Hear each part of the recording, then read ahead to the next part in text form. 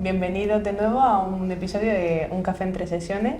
Hoy vamos a hablar sobre rupturas de pareja, distintos tipos, sobre el divorcio. Esto afecta a un amplio rango de la población, creemos que es un tema que preocupa y hoy vamos a tener la suerte de contar con Verónica Alcaraz. Muchas gracias por estar aquí, Verónica. Hola Raquel, buenos días. Gracias por esta invitación y encantada de poder colaborar con vosotros. Nosotros muchísimo más. Y ella es experta en Derecho Civil, Familia y Mediación, es coordinadora de parentalidad, más de 30 años de experiencia, que se dice pronto, y vamos a poder contar con todo su bagaje que va a poder compartirnos de todo lo que ha podido vivir. Así que vamos a empezar, si te parece bien. Pues claro, adelante. Bueno, cuéntanos, estábamos justamente hablando antes de que es diferente el divorcio de las rupturas de pareja, ¿verdad? A mí me parece que uno sería el género y el otro la especie. O sea, tenemos la ruptura de las relaciones de pareja y luego las diferentes formas de estas rupturas.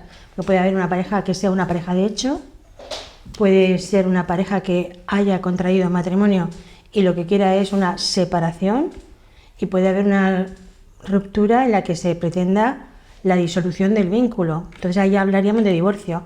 Pero es que además cabe también otra posibilidad, y es que se interese por una o por las dos partes la nulidad de ese contrato matrimonial por haber concurrido en su momento pues vicios en el consentimiento, por ejemplo, ¿no?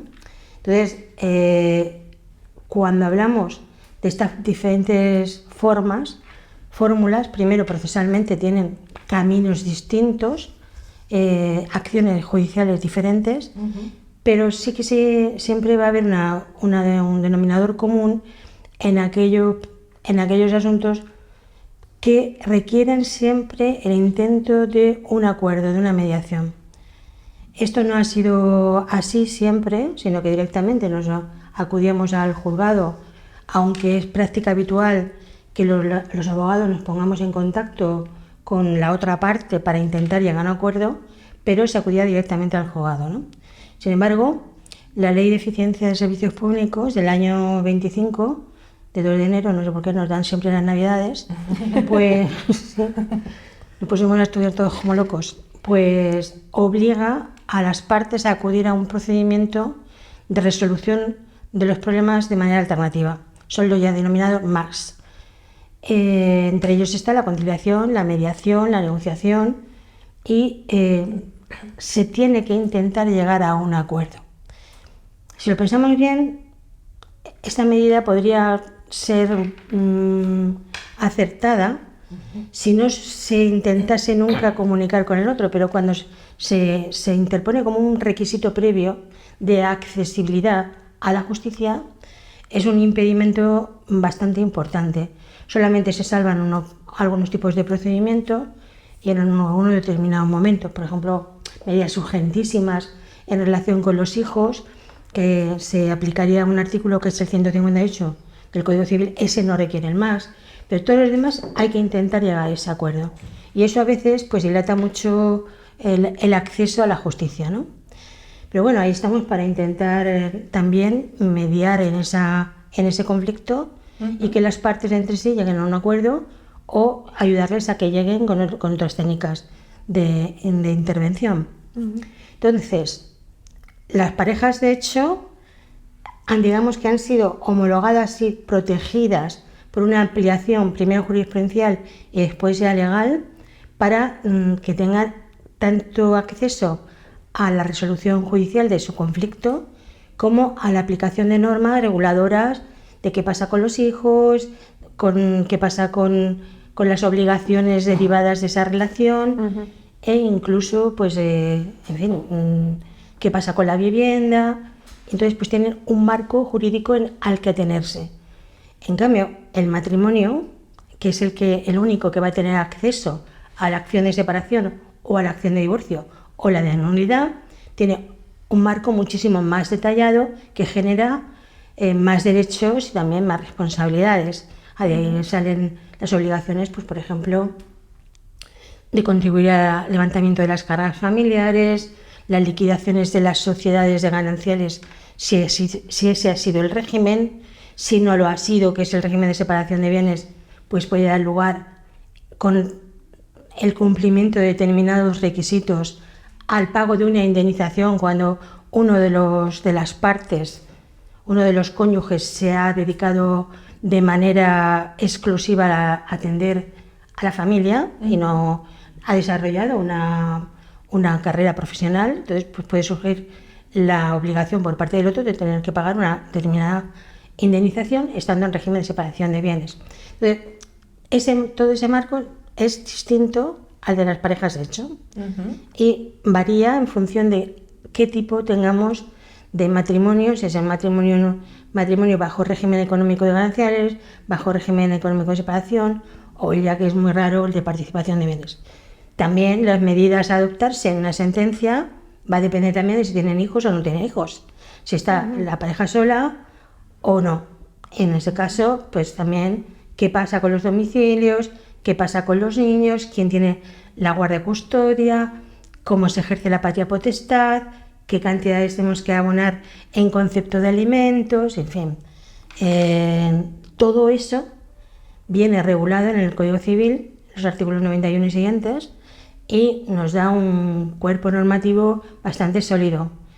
También los derechos del niño a ser escuchados, en este momento ya reconocido como tal, ya venía en el convenio de los derechos del niño, pero ahora actualmente es que viene exigido dentro del propio Código Civil que a los menores tienen derecho a ser oídos en relación con la guarda custodial, la atribución y actualmente pues se están habilitando los cauces para hacerlo y se están llevando a cabo. ¿En qué momento cambia eso, Verónica? Que se tenga en cuenta... Vamos a ver, el Código Civil ya venía desde la incorporación del divorcio, bueno, un poco posterior, yo creo que fue el 2015 cuando ya habla de que los menores de hasta de 12 años debían de ser escuchados. Pero es que ahora ese límite no existe, no son los 12 años, es que el niño tenga capacidad para poder emitir una voluntad, digamos, una opinión, una valoración, ¿no? una opinión sobre su situación. Otra cosa es la valoración que luego posteriormente vaya a efectuar el juez, porque puede verse que es un niño que está completamente manipulado o que lo que está queriendo no es lo mejor para él, y el criterio siempre aquí va a ser el interés superior del menor. Entonces lo que sea mejor para ese niño es lo que el juez va a intentar fijar y establecer. Se va a asesorar, va a tener un equipo técnico para poder evaluar a la familia, a la unidad completa y al menor o a los menores. Y bueno, pues ahí también siempre hay criterios como que no separar a los hermanos, pues el facilitar las relaciones siempre de comunicación y de contacto. Pero bueno, luego también hay casos en los que se puede plantear que lo mejor para el menor sea que la patria potestad se ha suspendido a uno de los progenitores y que no haya régimen de visitas. O sea, en familia siempre ha de estarse al caso concreto. Y luego sí que es cierto que hay todo un cuerpo y un marco legislativo que va a ayudar y apoyar al juez en sus decisiones. Y porque hablamos de la perspectiva legal, pero si nos vamos a la perspectiva emocional, también verá cómo afecta a las parejas que están en esta situación. Pero quizás antes de eso nos saltamos un poco el paso de cómo llegan las parejas a ese punto de separación. A lo mejor me meto, pero claro, hay que meterse en el jardín, ¿no? Cuando alguien decide, yo ya no quiero estar, que lo comentábamos antes, yo ya no quiero estar, no tiene por qué haber más causa que uno de los dos no quiera estar para que se dirija a una separación. ¿En qué casos va a elegir la separación o el divorcio en una situación u otra? ¿Cuáles son los pasos? ¿Cómo va a ser el proceso que van a vivir esas personas? General, claro, porque luego entiendo que... El otro día, cambiando impresiones con unos amigos precisamente sobre el amor, hablábamos de que bueno, el amor es la eternidad y tal. Bueno, y luego llegan ya los más pragmáticos que dicen que el amor es eterno mientras dura. Entonces, ¿qué es lo que sucede? Que cuando ya no dura, pues no es hoy sí y mañana no. Es todo un proceso de deterioro de la relación que empieza por la comunicación, que sigue por los comportamientos de alejamiento y de desapego, y llega el divorcio o la ruptura, que yo prefiero hablar de ruptura materializada con un procedimiento judicial o con un acuerdo homologado posteriormente, como veamos, pero como solución a qué, al deterioro de una relación y al intento, no solamente loable, sino obligado, de seguir con la vida adelante y de vivirla lo mejor posible. Entonces el divorcio y las regulaciones de la ruptura siempre son un brindis a la vida, vamos a ver cómo hacemos con lo que tenemos. Entonces, ¿de qué se trata? De que ese proceso, con la intervención de los mediadores, con la intervención de los negociadores, sea lo menos doloroso y lo menos negativo posible para las partes y especialmente para los hijos, porque esta idea de que yo no me separo por los hijos y tal, pues mire usted, pues depende. ¿Por qué? Porque ¿qué clase de relación está transmitiendo usted a sus hijos? ¿Cómo está diciéndole que va a ser el amor en el futuro para ellos si usted tiene una relación fría, distante, sin comunicación con su pareja, con el otro progenitor? O violenta incluso. Entonces eso es completamente negativo y no vamos a hablar de las situaciones que puedan producirse violencia dentro del ámbito familiar. Y no estoy hablando tanto ya de la violencia de género, sino violencia doméstica, de tensiones, maltrato de palabra, o faltas de respeto, que ya, bueno, pues dependiendo de quién fuera el autor sería violencia doméstica o sería violencia de género, ¿no? Entonces, ¿qué vamos a hacer con eso? ¿Lo vamos a dejar así, congelado? ¿Que los niños vivan ese mal ambiente? Ese es uno de los derechos del niño. Vivir en un ambiente en el que no haya violencia.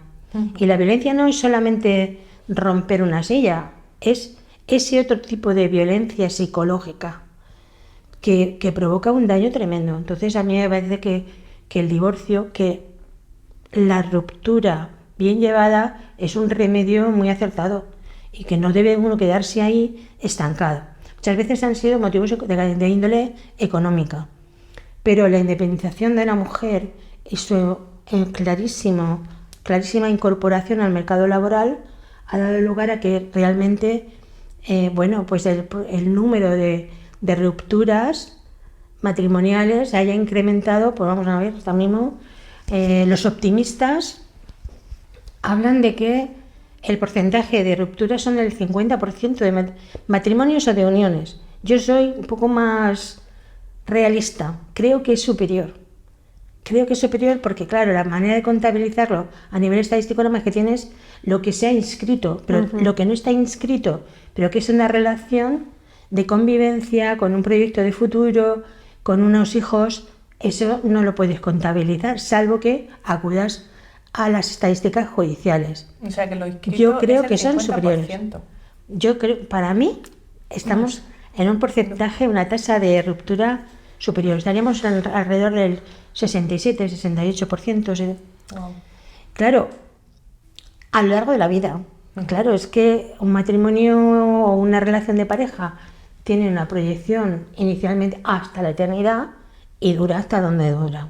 Claro. Y algunos duran hasta después de la eternidad. Pero, en fin, son las excepciones.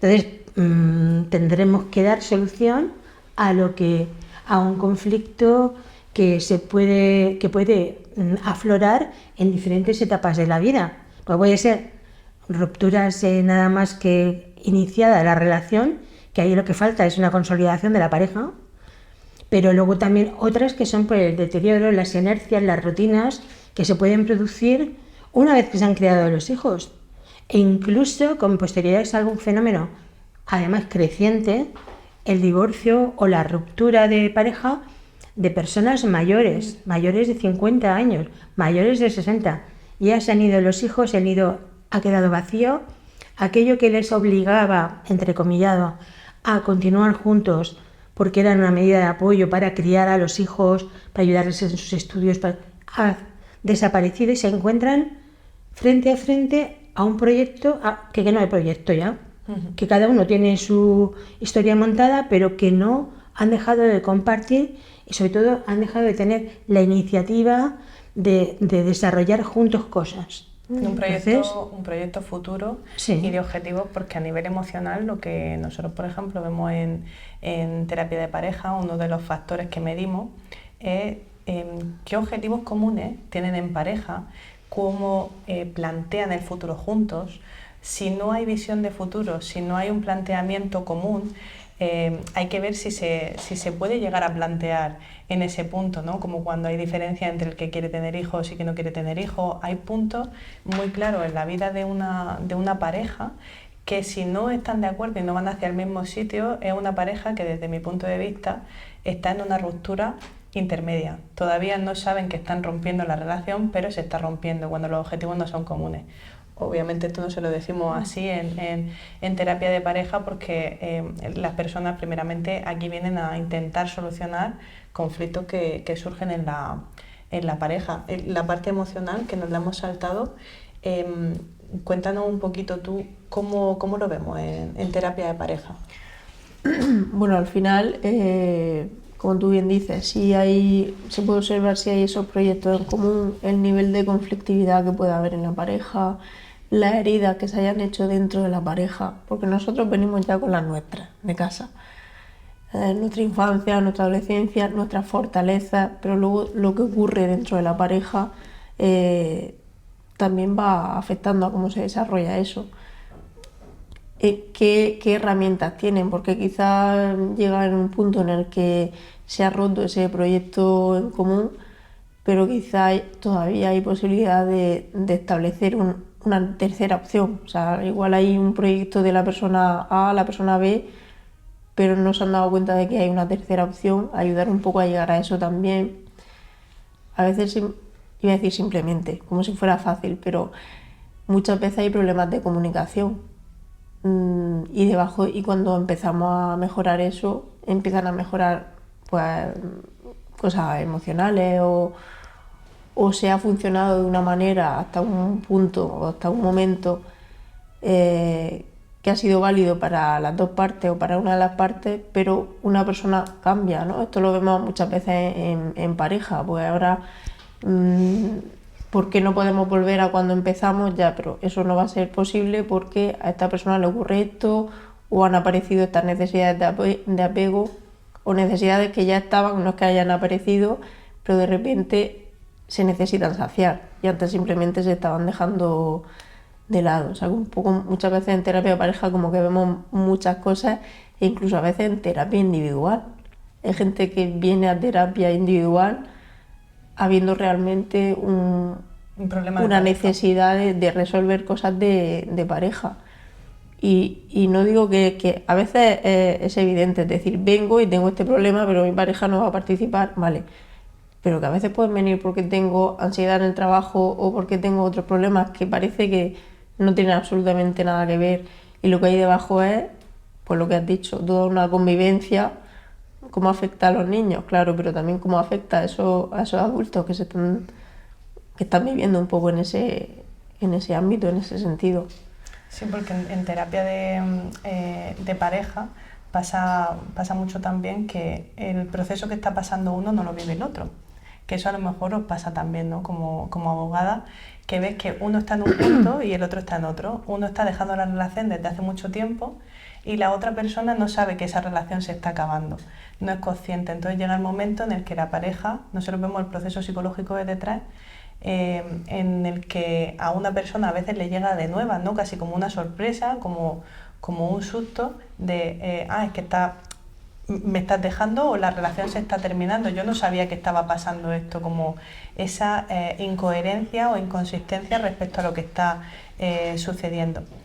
Entonces, sí. Creo que es importante explicar esto porque a veces no entienden por qué yo lo estoy viviendo de esta manera y mi pareja de esta otra, ¿no? ¿Por qué yo ahora estoy tan enfadada o por qué yo ahora siento tanto miedo, tanta tristeza y esa persona... porque a veces es que no nos hemos sincronizado en el proceso. hace 2 años que esa pareja empezó a salir de ahí, esa persona empezó a salir de esa pareja y a lo mejor tú no, o a veces a la inversa, la otra persona, ¿no? Entonces esto también se ve muchas veces en terapia, o los miedos económicos, ¿no? Hemos hablado de lo que decías, de la incorporación de la mujer, pero al final de la mujer en el trabajo cambia un poco la situación, pero aún así no estamos tanto en el punto pues, de quizás nuestras abuelas, que es que no tenían ningún tipo de sostén económico, pero a veces hay una ruptura de un matrimonio o una pareja conlleva cambios también en la economía. Y hablar de que son como que omitirlo porque es material, creo que también es importante. Alentar a buscar esa otra fórmula, alentar a la persona a empezar, alentar a la persona, bueno, a tener un poco una nueva vivencia, sí, una nueva vida. Y sobre todo también que lo que estabas diciendo, lo estoy diciendo ambas, el cómo pasan esas personas el proceso emocional, todo lo que genera la tristeza, la culpa, el malestar, la responsabilidad respecto a sí mismo, a su vida, la duda, estaré haciendo lo correcto y el duelo que se pasa con, lo hablábamos el otro día, de ¿será posible que yo, que me despierto todos los días con mis hijos, mañana ya no voy a despertarme todos los días con ellos porque me separo, porque esta relación no funciona? Entonces, nosotros intentamos ayudar a la gente, por ejemplo, en terapia, para que entiendan la diferencia entre pareja y familia. Que una cosa, que la pareja se puede romper, pero la familia no tiene por qué romperse. Pero claro, esto es... ¿Tú qué opinas sobre esto? A mí me parece muy acertadísima la distinción entre pareja y familia, ¿no? De hecho, vamos a unos conceptos más amplios de familia.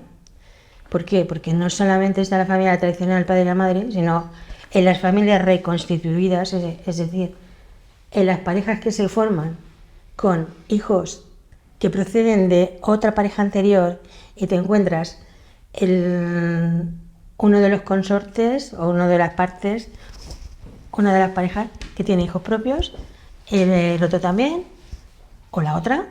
Y estoy hablando así con ambigüedad premeditada, porque tenemos que tener en cuenta que en este momento están las relaciones, las parejas homosexuales. Entonces, pues tanto sean de varones o sean de mujeres, pues sufren las mismas problemáticas. Y luego además pueden tener hijos entre sí comunes, con lo cual son todos familia. Pero es que para estos chicos o chicas, los hijos de cada uno a su vez tienen el otro progenitor y la familia del otro progenitor. ¿Qué es lo que pasa? Bueno, pues todavía depende de cómo elaboremos la ruptura, vamos a tener una familia grande y que está con otra persona mi padre o está mi madre con otra persona, pero nos llevamos bien en un marco de respeto, de tolerancia y de cordialidad.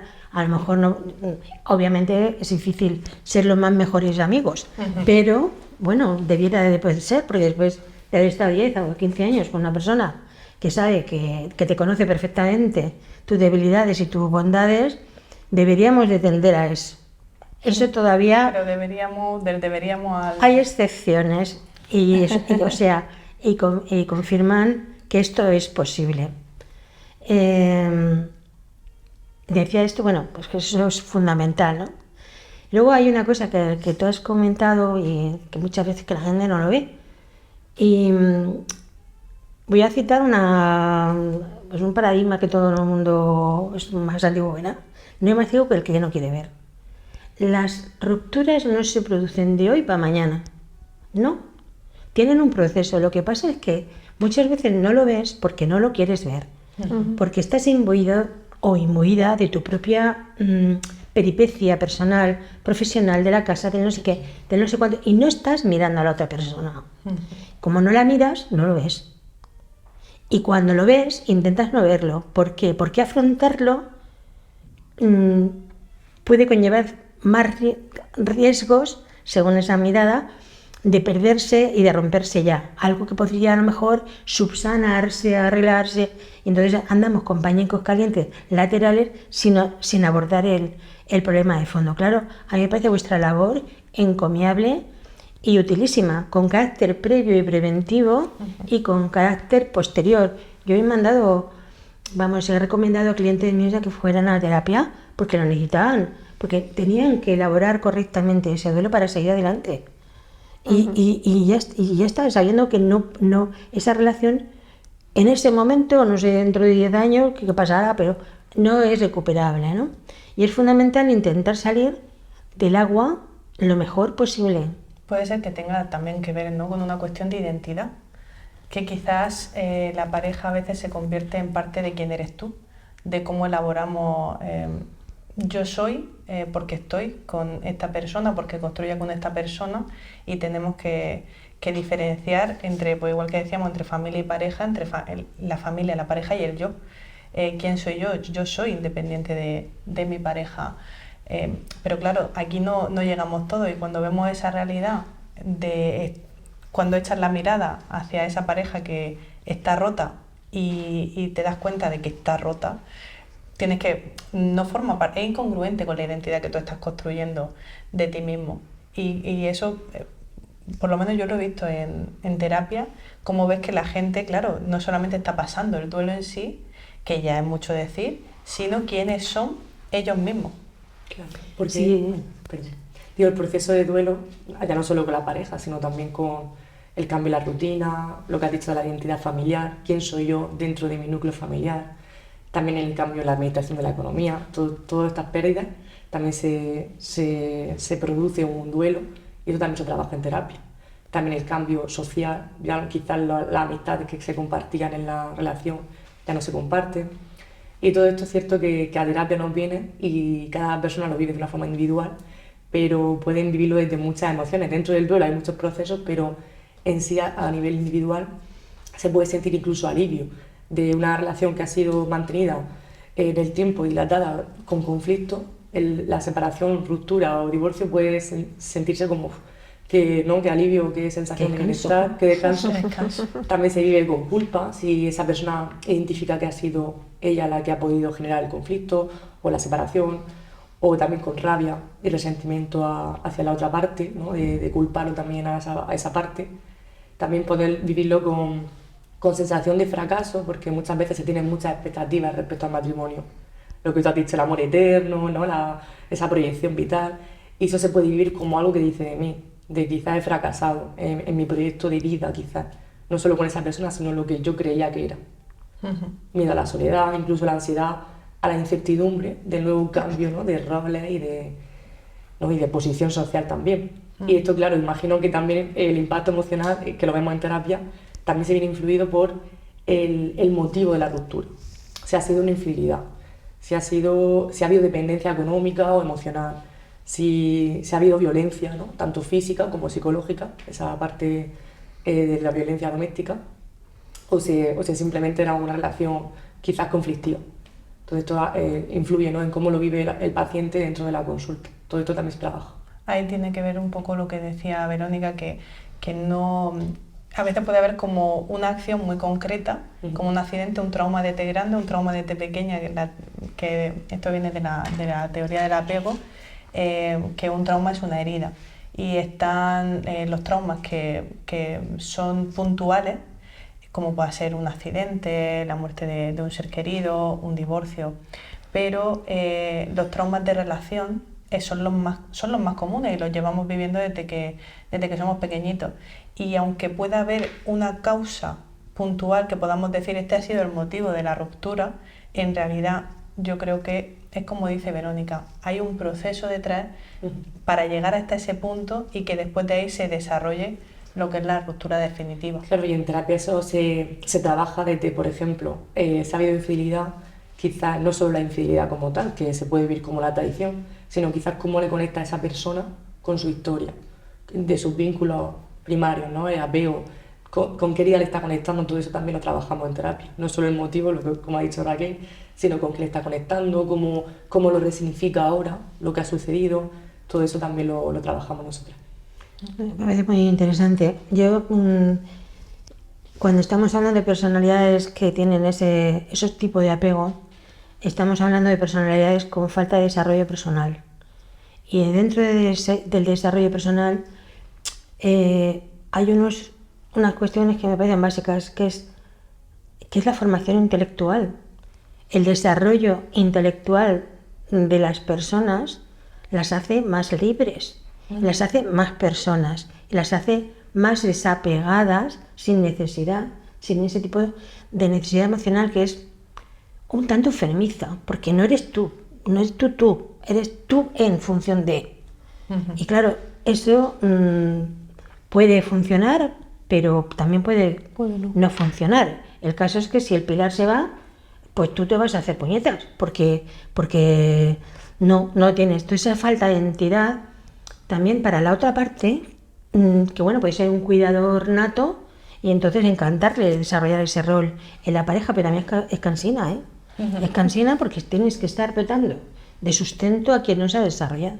Entonces Eso me parece muy importante, tienes que dar sustento a quien no se ha desarrollado, como una parte que sostiene siempre bueno, no siempre, ¿no? Pero en los casos de dependencia, que es lo que creo que te estás refiriendo, sí, cuando existe esa dependencia emocional, al final uno está alimentándose del otro. Y eso lo trabajamos en terapia desde los roles. Cuando uno asume un rol de cuidador, quizás ya la estructura cambia y ya no se ve a la pareja desde la igualdad, sino desde yo cuido de ti. Y esto vemos que luego se afecta a la sexualidad y en muchos ámbitos de la relación, que también se trabajan ahí. Por eso me parece siempre muy importante individualizar, porque al final aquí estamos diciendo un montón de cosas que hemos visto que puede ocurrir en esa ruptura, pero es que al final cada ruptura tiene 1000 variables, las emocionales, las económicas, las legales, y muchas veces la persona tiene que romper con lo que hay en su imaginario. Lo que hemos dicho de recuperando esto de lo de la familia, pensamos o piensan a veces que se rompe la familia, no, se rompe la pareja, pero seguimos siendo familia porque tú eres padre o eres madre de mi hijo.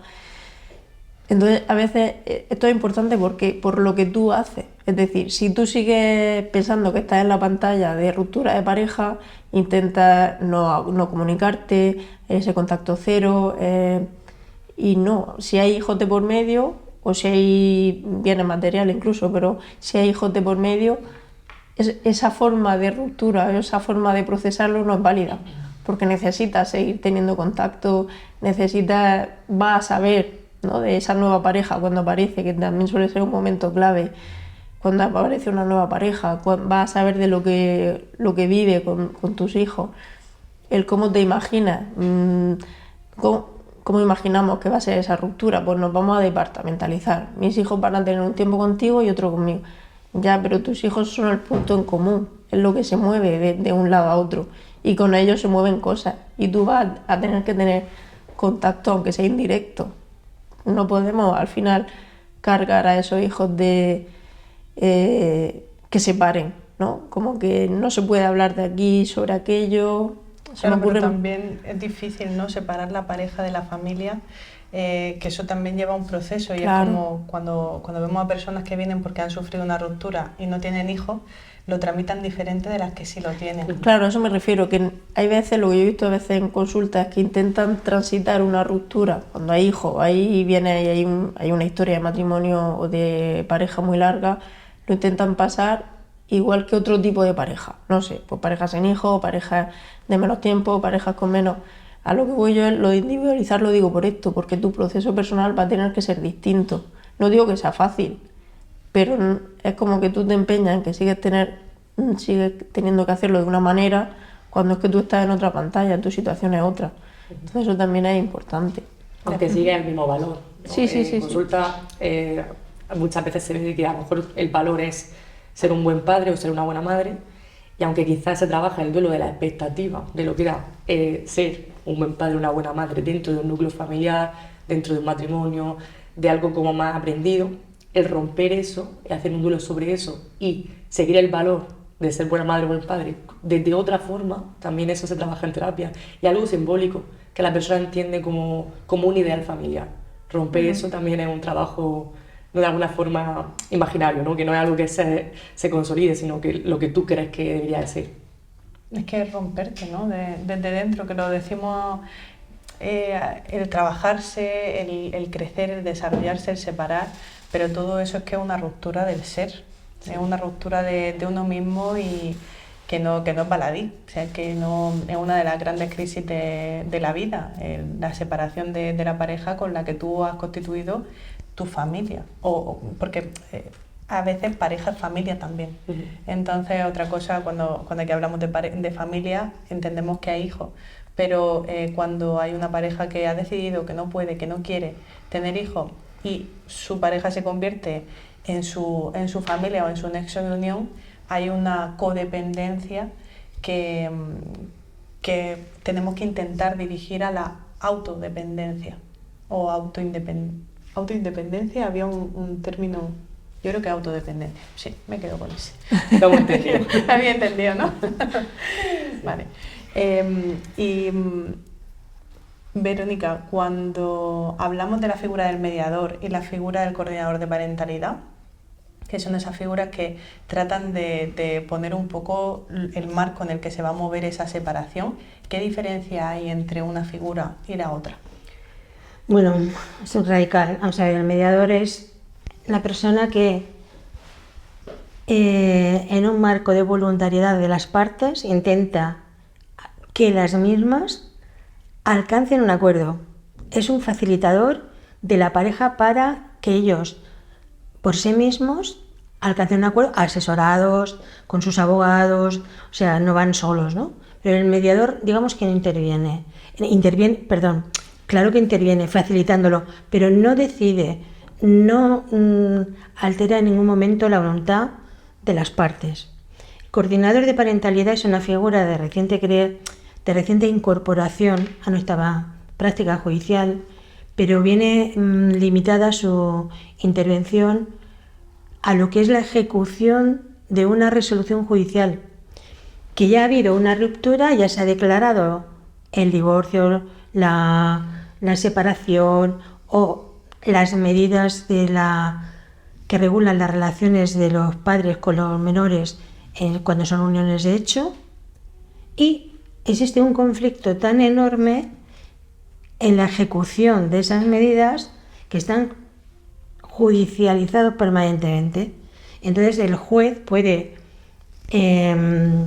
designar a una persona que sería el coordinador de parentalidad, que debe tener una formación específica y que en este momento las listas de coordinadores de parentalidad, al menos en Murcia, están conformadas por psicólogos solos, aunque hay abogados que también lo somos, pero cuando es designado por el juez va a tirar de esa lista para que intervenga en el día a día de la problemática de la ejecución que dice la resolución tal.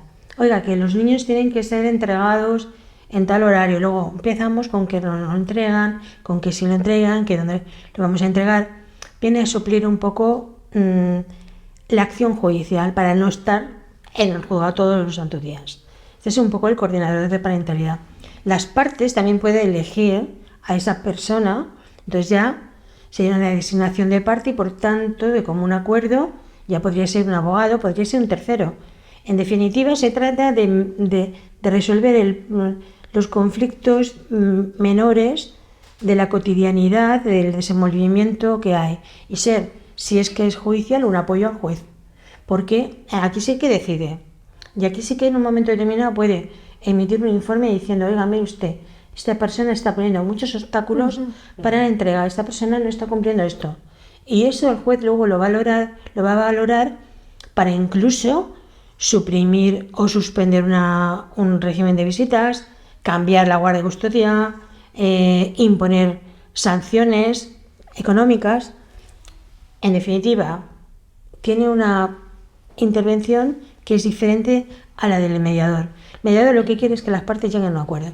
Lo que quiere, lo que pretende y lo que lo va a hacer aplicando técnicas que tienen mucho que ver con la terapia de pareja, con la comunicación,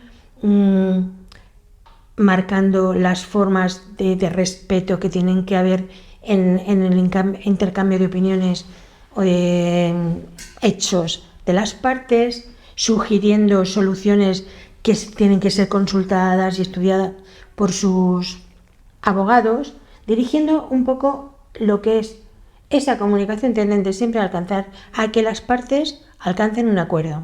Entonces se hacen hojas de ruta y bueno, vamos a tratar este tema tal día, por ejemplo, a ver, trabajároslo en casa, mirar a ver qué es lo que queréis, cómo pensáis que puede ser lo mejor para los menores. Vamos a hablar, el próximo día vamos a hablar de lo económico, venir preparados, pero este es el modo de actuar de un mediador. Pero no puede implicarse porque tiene que ser independiente y neutral. Requisitos básicos de la intervención del mediador. ¿Vale? ¿Y en qué momento, bueno, esa figura aparece en el momento en el que ya hay una sentencia judicial? No. ¿Cómo Es con el carácter. proceso? Bueno, mira, Sí, puede no. ser de dos maneras. La primera es con carácter previo y ahora te lo exigen. Exigen que lo intentes. O que acudas a alguno de los medios de resolución alternativa al conflicto, sin acudir directamente al juzgado. Y este es una de las fórmulas. Es el Colegio de Abogados tiene un instituto que es de mediación y que las partes pueden acudir a él. También pueden ir a otro tipo de mediadores. Entonces, una mediación previa, exigida por la ley. Y luego puede pasar que durante el procedimiento las partes quieran acudir de nuevo a mediación o que quieran acudir a mediación, porque como hay otros medios alternativos pueden haberlos intentado previamente sin mediación. Y si a nosotros la negociación, por ejemplo, pues es uno de ellos y si no ha dado su fruto no hay proceso de mediación. Se ha intentado un medio alternativo de resolución de conflicto, pero no la mediación. Y la pueden pedir en el procedimiento judicial. O sea, en cualquier momento, hasta dictarse sentencia, cabe la mediación. Luego ya, si se acude a un proceso de mediación, será para la ejecución en determinados temas que sean de carácter personalísimo, pero ya está la resolución dictada. ¿Y en qué momento, por ejemplo, para nosotros como psicólogos, que vemos esa parte de la familia, de los conflictos, en el que están en el momento, en teoría, de que quieren solucionar? Nosotros siempre decimos lo mismo en terapia de pareja. Estamos aquí para ayudar a conseguir el objetivo que sea mejor para vosotros. A veces no es necesariamente seguir juntos. En ese proceso, ¿en qué momento conecta? Por ejemplo, ¿en qué momento nosotros podemos decir, cuando ya vemos que la pareja está deteriorándose y hay una decisión de una o de las dos partes de no continuar, cuál es el siguiente paso que podríamos nosotros como profesionales dictarle a esas personas para que ya se dirijan a una separación ordenada, vamos a decirlo así, o correcta? Hombre, en el momento que se detecta que no va a haber no es viable ese matrimonio o esa relación de pareja, lo suyo es acudan ustedes a un mediador, asesórense respectivamente con abogados y acudan a un mediador. Intenten hacer un convenio de mutuo acuerdo, que es lo mejor, porque es el que más posibilidades tiene de efectivo cumplimiento. ¿El convenio ese lo va a hacer el abogado o tiene que ser abogado mediador? No, lo hacen los abogados. En base a los acuerdos, a los puntos de acuerdo que han alcanzado las partes en el proceso de mediación.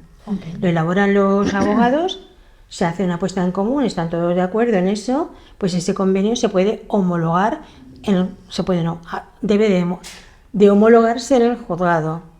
Y entonces pues se dicta sentencia de conformidad con ese convenio, aprobándolo si se han respetado los intereses del menor, de los menores. Por lo que tendrá que informar siempre el Ministerio Fiscal.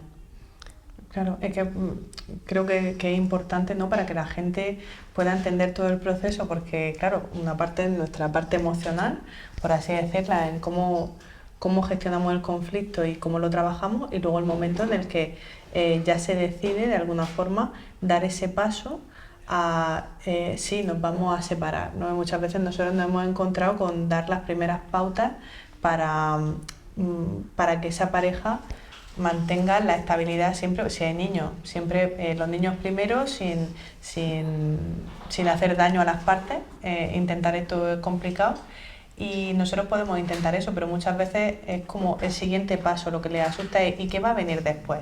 En el momento en el que yo consulto a un abogado, ¿cuánto tiempo va a tardar este proceso? ¿Cuándo voy a hacer el check? Porque el check emocional es una cosa, pero ¿cuándo voy a terminar yo este proceso? Mira, Raquel, nadie mejor que las propias partes pueden poner la sentencia a su asunto. La sentencia me refiero a resolver sobre cada uno de los puntos que les afecten su relación.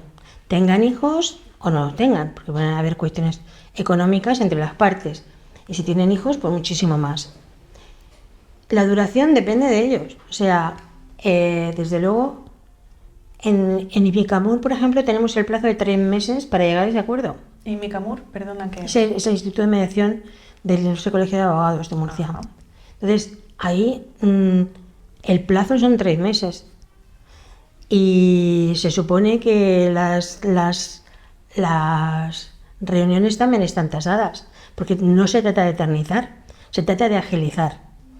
Y si somos capaces de ponernos de acuerdo, es que en una sesión o en 2 hemos llegado al convenio. Y cuando no son capaces de ponerse de acuerdo... Pues porque... entonces tienen que pasar por el calvario de un procedimiento judicial que previamente requiere. Este es uno de los argumentos que más utilizamos para la mediación y para las negociaciones. Mire usted, si no llegamos a un acuerdo nosotros, pues tendremos que acudir a la vía judicial. Pero mire, primero tendremos que cumplimentar los plazos previos para poder presentar la demanda. Luego tendremos la iniciación del procedimiento y pues usted piense que pueden ser perfectamente 6, 7, 8 meses, hasta que haya, dependiendo de en qué juzgados, hasta que haya un señalamiento. Y Entonces, después tenemos también la posibilidad de que luego haya recursos. Entonces, ¿quién mejor que ustedes pueden dar las respuestas más adecuadas para resolver su propio conflicto? Y aquí lo que pasa es que también está ese punto que yo lo he visto en personas que han querido esa separación porque la relación estaba deteriorada, incluso que ha habido violencia de algún tipo y deciden abandonar la relación y la otra persona en defensa o como ataque no quiere que esa persona, yo lo he oído decir, se vaya de rositas, ¿no? Como si fuera algo con lo que una persona, una parte está ganando, en lugar de verlo, como tú lo decías antes, de forma constructiva, de se está acabando algo que es doloroso. Pero ¿y cuando uno lo vive doloroso y el otro no? A ver, esto del rositas, irse de rositas es el criterio de yo voy a ganar y tú pierdes. Te gano yo, ¿no? Bueno, esto has hecho... Tengo que hacer un apartado respecto del tema de violencia, no lo podemos juntar todo, ¿eh? No podemos hacer revuelto. Esto de que fastidiar a la otra persona o yo voy a ganar, bueno, quiero decir, sí, es humano que si tú no querías esa ruptura, pues en un momento determinado pues puedas pretender perjudicar al otro. Pero es que, vamos a ver, las cuestiones a dilucidar son las que son. Y son los hijos, ¿qué pasa con ellos? Guarda, custodia, alimentos, contribución al levantamiento de las cargas y luego si hay una pensión compensatoria y esto en el caso de matrimonios o indemnización del artículo 1434 si es con régimen de separación de bienes y las liquidaciones. O sea, la gente piensa que ha ganado cuando ha obtenido un beneficio económico y cuando a lo mejor se ha quedado con la casa, con los niños y además con unas pensiones estupendas. Es que resulta que la jurisprudencia ha ido evolucionando y considera que el matrimonio no es una especie de máquina, estar casado no es una especie de garantía para que tú, bueno, ya me he casado ya toda la vida padre, ¿no? Uh-huh. No es eso. No está para subvencionarte ad futurum. Entonces, ¿qué es lo que pasa? Guarda custodia, modificación del Código Civil, conforme a criterios jurisprudenciales, puede ser compartida. Puede ser compartida, que es lo normal que vaya a ser compartida, porque viene previsto en el artículo 92 del Código Civil, apartados 4, 5, 6 y 7. Entonces, ¿qué es lo que pasa? Que esa gran cosa de decir, bueno, ya, es que con esto ya puede ser que no me lo quede. Si ambos reúnen unos requisitos mínimos para poder atender a los niños, a los menores, pues ambos van a tener la guarda de custodia. Entonces llegamos a la quimera de, no, es que le voy a sacar una cantidad que no veas. Pues bueno, pues depende, porque si la economía de uno de ellos es superior al del otro, pues en las dos casas tienen que comer pescado y ternera. Por tanto, el que más tenga tendrá que pagar alimentos al que menos tiene para que tenga ese nivel económico. ¿Dónde está ahí la grandeza? ¿Dónde está la gran ganancia? Se trata de cubrir las necesidades de los menores, estén con un progenitor o estén con el otro. Uh-huh. Bueno, es que, venga, vamos a la pensión del artículo 97, ¿no? Es que yo he ganado porque voy a ganar porque voy a obtener una indemnización, una pensión estupenda. Ojo, porque el criterio ya ha cambiado. Entonces no se considera que porque uno sea económicamente muy poderoso, tú ya vayas a tener que vivir de esa persona, me da igual que sea el varón o la mujer, o el otro varón o la otra mujer, que sea económicamente pudiente, vas a vivir de esa persona. No. Se trata de que haya un desequilibrio en el momento de producirse la ruptura, y entonces se compensa, pero en función de la edad, de lo que hayas hecho, de la dedicación pasada y futura a la familia, o sea, una serie de cuestiones. Y además se ha establecido que ya es lo normal que está pasando en los juzgados, es establecer pensiones compensatorias temporales. Oiga usted, 2 años, pues si llevo casada 6 años ya, pues no va a estar usted cobrando pensión de la otra persona toda la vida. ¿Cuántos años tiene? Pues tengo 35. A trabajar. ¿Me explico? Uh-huh. Ya vamos con los alimentos, con la contribución a los alimentos en su caso, a ayudarle a usted para que pueda abonar si necesita alguna ayuda, guarderías, comedores, en fin, que pueda usted incorporarse al mercado laboral. Pero el matrimonio no es un colchón en el que zambullirse para no pegar ni golpe y enriquecerse. Por tanto, la mentalidad tiene que cambiar y los profesionales tenemos que hacer lo posible para que las personas sean conscientes de que este es un proyecto vital con unas consecuencias que hay que atender. No es un instrumento para nuestro propio beneficio y que el concepto de ganar o perder debe de desaparecer. Es ver si con las medidas que se han adoptado, sean por acuerdo o sean por resolución judicial, realmente está atendido a aquello que es importante y esencial. Totalmente de acuerdo, porque al final, cuando tú y yo hablamos por teléfono, recuerdas que hablábamos de que hay tantas cosas que nos formamos en la vida, pero no nos enseñan a ser pareja, no nos enseñan a ser familia, no nos enseñan a ser padres. Y claro, no existe una modalidad única, ni una forma única de verlo, pero es cierto que debería de haber por lo menos una intención de los profesionales que podemos dedicarnos a este ámbito, de mostrarle a la gente las diferencias pues, entre relaciones sanas, relaciones tóxicas, el tener un proyecto común en futuro. Quizás hay gente que nos está oyendo y está pensando, no tengo un proyecto en común con mi pareja o no queremos ir hacia el mismo sitio, eso significa que se está rompiendo mi pareja, y puede ser que se esté rompiendo la pareja, puede ser también que no. La pareja tiene distintas etapas, pero debería haber, ¿no?, un manual. Yo creo que para ser pareja también. Para ser pareja, exactamente. A mí me parece que de verdad que nos falta formación. Uh-huh. Y cuando hablábamos tú y yo, aludía a las escuelas de formación para padres. Me parece esencial, porque de verdad que nos dedicamos un montón de años para formarnos intelectualmente, para desarrollar un trabajo. Los médicos hasta 12 años, los abogados desde 5, más la pasantía, más el máster, más 6-7 años dedicados a formarnos más los previos hasta llegar ahí. Y sin embargo parece que ser padres o estar en pareja es algo que ya nacemos por ciencia infusa y ya lo vamos a saber todo y como Pues no, pues no. Muchísimo más en esta situación de una sociedad tan compleja, tan desasida de unidades de apoyo familiares, de entornos seguros, en esta sociedad tan efímera y fluida, educar es dificilísimo. Y de verdad que necesitamos desarrollo y formación ahí.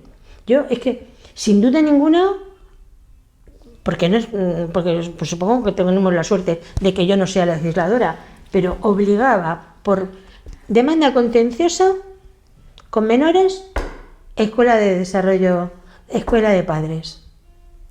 Escuela de padres, porque es fundamental aunar criterios, ver que no lo importante no eres tú, sino lo importante es el mejor interés del menor, el mayor bien para esa persona.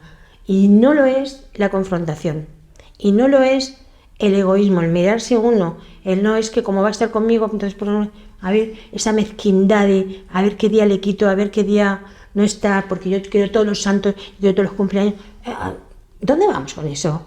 Si los niños lo que quieren es ver el amor y el respeto entre sus padres, entre sus progenitores, y lo que sufren. Si fuéramos conscientes de lo que sufren con esas confrontaciones y con esos enfrentamientos y colocarlos a ellos en el centro de una diana emocional en el que todos los dardos vienen justamente de quien más quieren, eso es tremendo.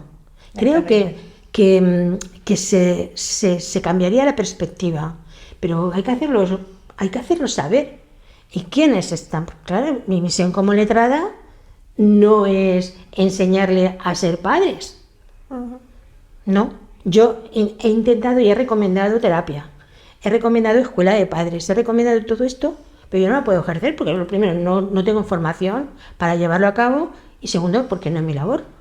Pero es que es esencial, se resolverían muchísimas cosas, se harían criterios educativos, se impondrían modos de corrección de comportamientos inadecuados en los niños de manera común y no que están, bueno, cuando estoy con mi padre se me permite esto, cuando estoy con mi madre no puedo, mi madre es la exigente o al revés. Sí. Hay uno que es el exigente y el disciplinado y el no sé cuánto, y el otro el permisivo y el viva la Virgen. Entonces esto aboca a los niños a que digan, venga, pues vamos a manipular. Pues aquí hago lo que me da la gana y allí no. Pues ahora me quiero ir con mi padre o con mi madre, que es la permisiva. Entonces, eso favorece un desarrollo armónico, integral, equilibrado, para ser una persona de bien, con sujeción y con valores. Pues no. Totalmente. Y ese es nuestro futuro. Nuestros hijos son nuestro futuro. Es el mayor bien que tiene una sociedad. Hay que cuidarlos, hay que mimarlos. Mimarlos no quiere decir darle lo que quieran, es mimar en el sentido de excelencia en la educación, en la excelencia en el cuidado. Eso me parece que tenemos que aprender. ¿Qué opináis vosotras? Que estáis muy calladas hoy. Totalmente de acuerdo. Es súper interesante. La verdad que... Lo que pasa es que también veo una parte que no es solo el saber, el tener formación, que sí, o sea, yo también firmaría eso que tú propones, sino que a veces que las cosas que están pasando debajo que lo mueven es complicado.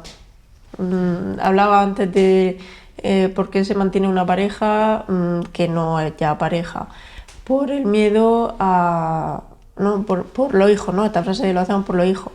Antes se hacía porque se pensaba que era un daño per se ya, esa separación, pero a mí, y esto me venía verbalizado por personas que estaban viviendo estos procesos, pero cada vez más me vienen, y también lo veo, que ya no es por los hijos en el sentido de que le voy a generar un trauma porque se divorcien, porque me dicen, no, sí, casi todos sus compañeros de clase tienen padres separados, divorciados, sino ya por los hijos, la parte de dejo de verlo por la mañana cuando se levanta, dejo de tenerlo presente. Entonces ahí hay que empezar a trabajar emocionalmente ese terreno para que tú luego no te enrolles en estas peleas, porque lo que te está moviendo debajo a veces es venganza, a veces es miedo, a veces es inseguridad, a veces esa pertenencia, esa identidad, familia.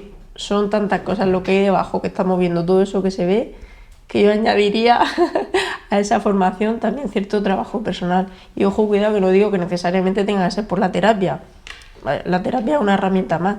A veces se hace ese trabajo personal de otras muchas maneras, pero es muy complicado.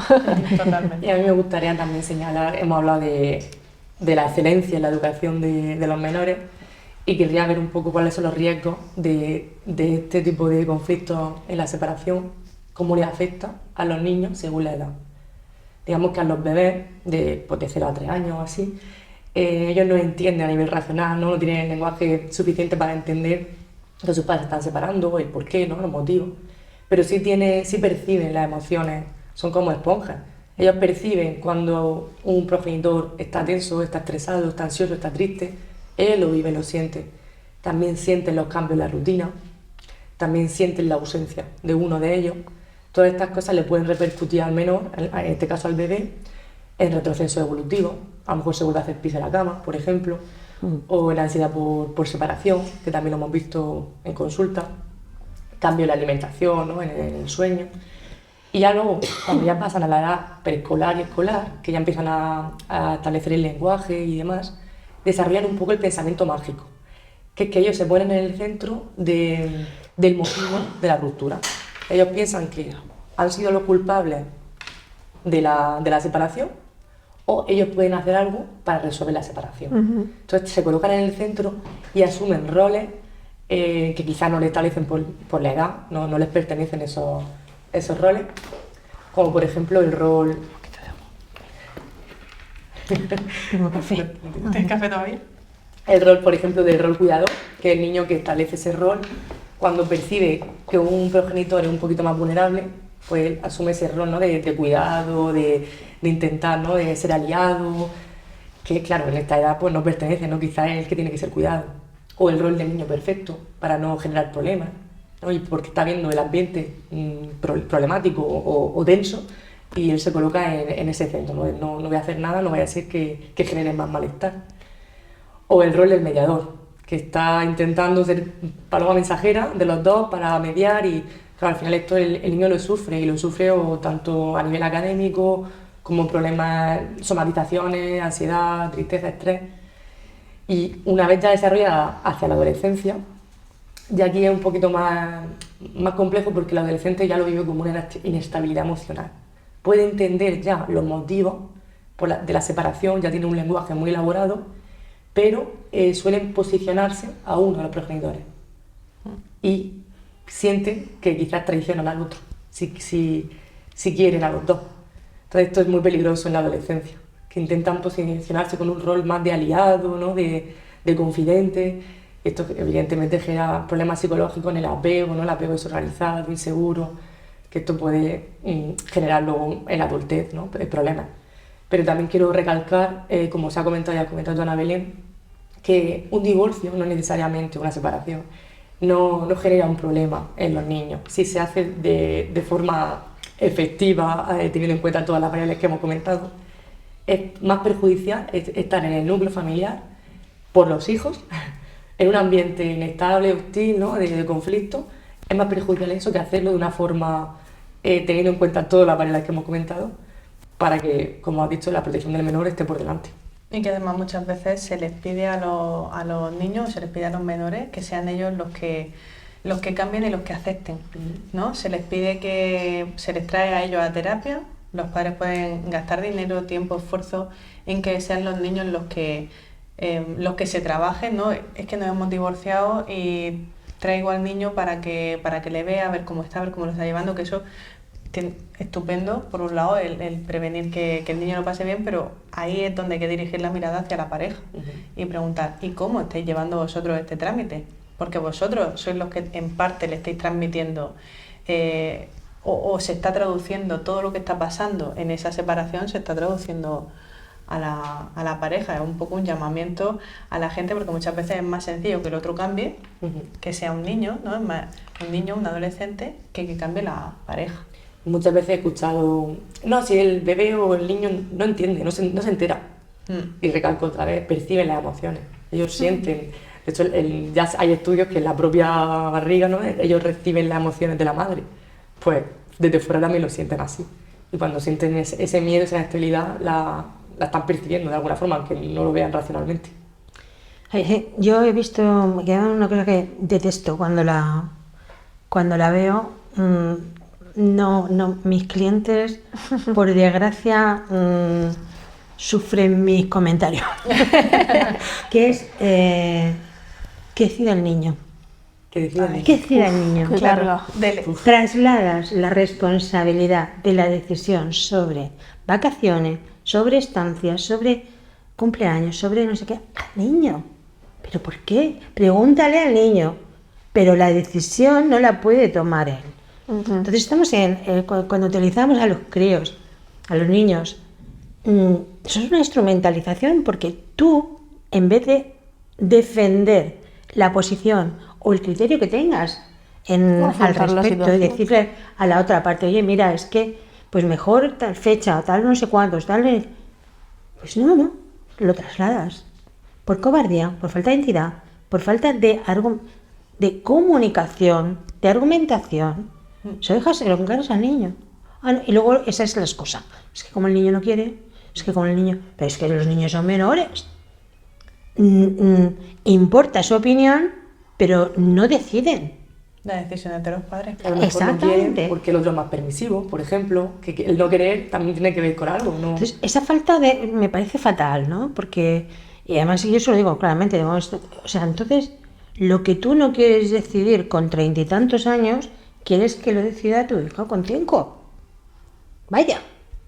También tienen suerte de escucharlo, porque que lo puedas decir es algo, por ejemplo, nosotras no podemos a veces transmitirlo con esa algo, pero de verdad que lo digo desde vamos, totalmente positivo, porque nosotros no podemos emitir eso en terapia, porque estamos para otras cosas. Claro, nuestra función, claro, Claro. otra función es otra, es para que lo vean desde otra perspectiva y tal, pero a veces necesitan oír estas cosas, necesitan oír que no lo están haciendo bien, necesitan oír que no están comportándose como adultos, o necesitan oír que la responsabilidad y la decisión tiene que ser de ellos. Me parece muy importante que vosotros podáis transmitir eso. Yo no sé si otros compañeros lo hacen, yo creo que espero que sí, pero esto es poner un poco un espejo delante de la persona para que vea. No le puedo reñir, no es mi misión, ni muchísimo menos. Y además es que así no se llega a ningún lado. Es mucho mejor ponerle el espejo de delante, de decirle, me estás contando, y esto es una técnica de negociación, de mediación, que es el parafraseo. Me estás contando que tú, siendo un adulto con tanta edad, prefieres que decida el menor que tiene 5 años. ¿Me estás diciendo eso? Entonces te quedas... La confronta. Entonces esa persona... No, es que yo siempre quiero lo que quieran los niños. Digo, pero lo que quieren los niños siempre es lo mejor para ellos. Porque a lo mejor no quería al cole, porque ellos tienen que dar su propia respuesta. Entonces yo tengo que intentar incitarles a que hagan esa reflexión. Porque eso es lo importante, porque si lo interiorizan y lo reflexionan, mañana cuando yo no esté allí, pues a lo mejor va y funciona. Y dice, bueno, pues mira, yo he sembrado, oye, ¿qué quieres que te diga? No sé si saldrá la mata. Es una forma de paráfrasis. Al final nosotros en terapia hacemos esa parte de decirle de una forma un poquito diferente para que pueda verlo, para ver otra perspectiva. Que muchas veces no lo quieren ver y se cierra, ¿no? Y a veces daría gusto no poder decirlo tan claro. Yo a veces me paso de claro. Cada uno tiene sus roles, está bien, está bien. No he entrado, porque es que son temas muy diferentes, los temas de violencia de género. Es otra historia porque hay un conflicto y hay que preservar la integridad de la víctima y también de los menores. Y entonces es otro tema. Aquí no cabe la mediación en violencia de género. Sí cabe en los puntos de encuentro, pero no, y cabe el coordinador de parentalidad, pero la mediación de momento no viene contemplada en la ley. Pero que estamos ante una situación en la que la mujer ha sido víctima de un delito, de un maltrato, y se han dictado una serie de órdenes, una orden de protección normalmente, que implica el alejamiento, la prohibición de comunicación, la prohibición de aproximación al domicilio, a los lugares habituales de residencia y de estancia de esa persona, y que también, al haber menores, se dictan resoluciones que afectan a los menores. Entonces, ahí puede Es un marco caber, totalmente es un marco un poco distinto. Y Verónica, ¿te podríamos invitar un día a hacer un Monográfico de violencia? Sí, claro. Porque Pero si que te parece, hacemos, o sea, propuesta, propuesta sí. que sea de violencia de género y doméstica. Y doméstica, me parece Porque perfecto. aquí, así como sé que vais a tener muchísima clientela y masculina también, pues hombre, están también representados los hombres. Y no siempre hablamos de la violencia ejercida sobre la mujer, que ciertamente es un problema bastante serio y grave y endémico, pero que también hay en el seno familiar, por parte de las mujeres hacia los hombres, por parte de ambos hacia los menores, de los menores a los padres, e incluso a figuras parentales como son los abuelos, si es que residen en casa. Entonces hacemos un poco un marco un poco más grande. Me parece como propuesta estupenda, era Sí, me parece justo lo que bien. tenía en mente y es ideal, que al final podamos darle cabida a todo eso, porque yo creo, me parece que llevaremos una hora más o menos, seguro, más, dicen por ahí más, pero es que es tan interesante que la verdad es que yo me quedo con ganas de más, entonces yo creo que si tú quieres, otro día Sí, te perfecto. invitamos y hacemos Muy ese bien. especial. Vamos a intentar cerrar desde un poco desde la recomendación, las personas que estén pasando por ahí, las personas que crean que puedan llegar a pasar por este tipo de ruptura de pareja. ¿Qué podríamos decirles para que puedan llevar este proceso de la mejor forma posible? Si os parece, intervenimos un poquito todas. Yo desde esa protección, por decir algo, de esa protección, si en el caso de que haya menores, porque otras cosas sí que las hemos ido un poco diciendo, ¿no? Pero, por ejemplo, con los menores, recomendable que la comunicación de esa nueva situación sea comunicada por los dos. Si la dificultad o la conflictividad o la situación no lo permite, pues que no sean los dos juntos físicamente, pero que los dos, ¿no? Que como que no sé, a veces se pone la responsabilidad en que se enteren de que está pasando así por lo que va sucediendo, o que se lo diga uno secado por su visión. Entonces lo idóneo es que de primera esa comunicación venga por parte de los dos papás, las dos mamás o el papá y la mamá. Luego esto que decía Mari, de que a veces pues no solo lo que oyen, sino lo que ven, lo que sienten. No sé, yo no le hablo mal de su padre o de su madre, ya, pero sabe el tono con el que coge el teléfono, la cara que pone cuando le cuenta que en el parque ha hecho tal cosa con la otra persona. Entonces, un poco vigilar eso, y si tú detectas que realmente te está costando y que no estás pudiendo poner ese filtro para tu hijo o hija, pues igual ahí él es un buen indicador de que igual necesita ayuda profesional, no porque estés fatal ni estés loco, sino porque igual necesitas procesar cosas o necesitas herramientas que no tienes. Al final no darte cuenta de cómo están actuando esos menores, si estás siendo mensajero, si estás siendo mediador, porque eligen, entre comillas, no eligen, sino como que esos menores se sitúan en esos roles por su propia personalidad, su forma de su temperamento o su individualidad, pero también por el baile que está haciendo la familia entera, y van cubriendo necesidades que no se están cubriendo por otro sitio. Entonces, observar cómo lo está llevando ese menor para tú como adulto poder corregirte, y si hay posibilidad, que sería lo idóneo, poder comunicarte con la otra parte también e ir corrigiendo esto. Así, seguramente de hecho hay muchas más cosas que tener en cuenta, pero esto que es como el inicio, el momento del inicio, y cómo se puede ir desarrollando esa separación o ese divorcio, creo que son puntos clave. Y antes de los niños, un poco esos acuerdos, ¿no? También invitar un poco a las parejas que tenemos aquí en consulta muchas veces con el objetivo inicial, por lo menos, de seguir juntos, ¿no? De trabajar ciertas áreas. También invitar a que cuando quieran los dos separarse, aparte de la figura del mediador, que también se animen a iniciar un proceso de terapia de pareja para todo esto, digamos una prevención primaria de todo esto, para no llegar a esa conflictividad, ¿no? a ese a ese mirar por uno mismo y no por el menor. Todo eso también se puede trabajar en consulta. Sí, porque pareja romántica a lo mejor ya no vayas a ser, pero va a ser pareja de crianza. Con otra forma. Eso es.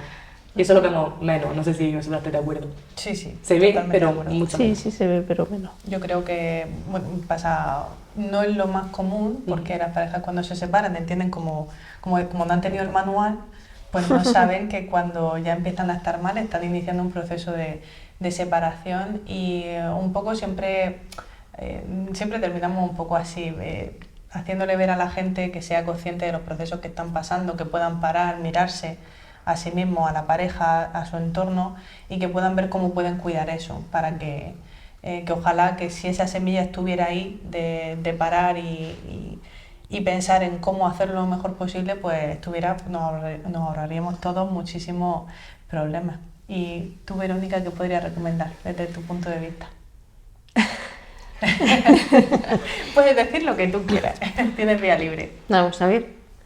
Cuando uno tiene un problema, tiene que hacer lo necesario para resolverlo. No vale esconder la cabeza bajo tierra y hay que afrontarlo. Entonces, si cabe la alternativa del mantenimiento de la relación mejorándola en todos sus aspectos, enhorabuena. Estupendo. Pero si no cabe, estupendo.